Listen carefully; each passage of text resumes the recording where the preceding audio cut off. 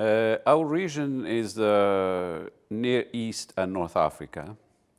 It is one of the driest regions in the world. It is known mainly for water scarcity. Climate change effects are also very, very important in the region. And this, of course, has impact on family farmers, because for agriculture, it is common knowledge that water is a key ingredient for production. So this region, as we said, is subject to water scarcity, to climate change effects, heat, poor soils. In addition, there are also socioeconomic constraints in this region.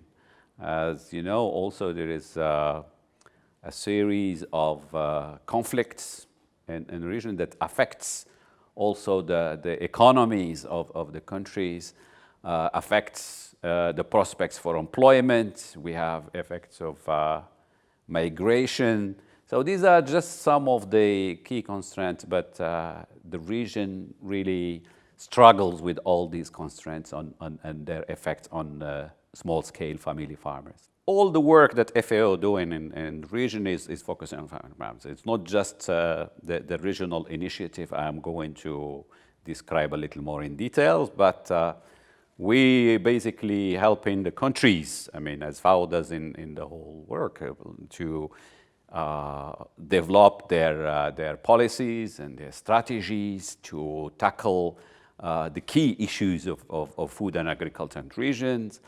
Now we are, of course, working with the countries for the 2030 agenda on the Sustainable Development Goals, I mean, like all the regions.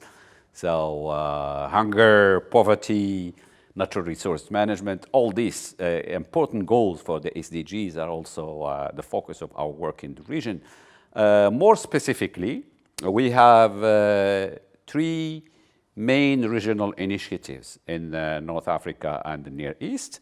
The first one is on water scarcity, because as described before, water scarcity is the key issue. So we have a regional initiative on water scarcity, trying to find solutions and policies and all that for that. The second regional initiative is on small-scale family farming. That's the one we're dealing with here in this decade event. And the third one is dealing with food security and resilience, and also focusing on some of the countries, for example, that are subject to conflicts and issues of migration and all that.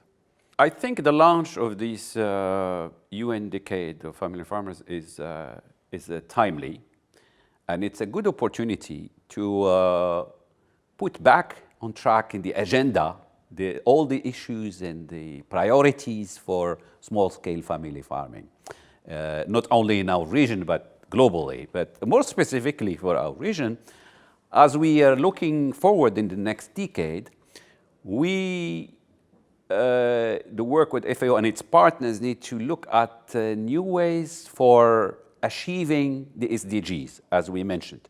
Because when we're saying the 2030 agenda, it's basically 11 years or 12 years that are left.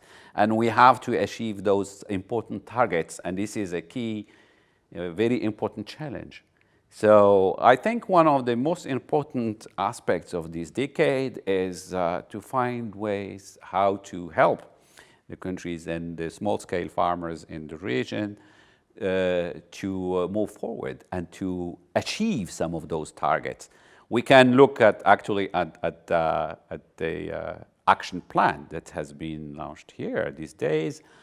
A lot of those priorities in the action plan are also relevant to our region, and we have now to look specifically in all those priorities and see how we can implement that on the ground.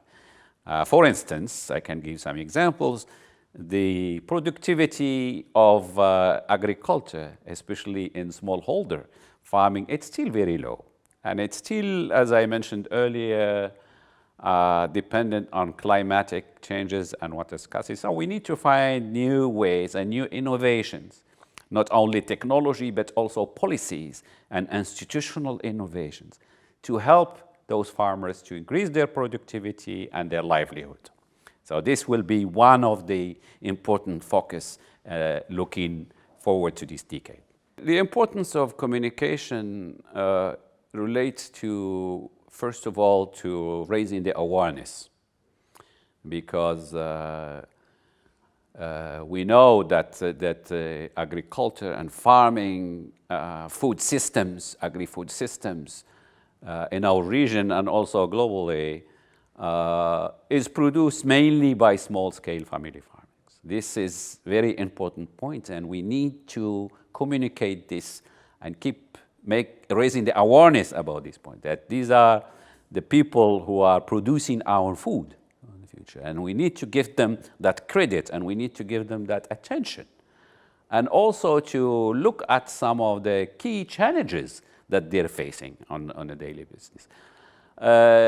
The whole region now in these issues about rural and urban relationships. We get issues of migration, for instance.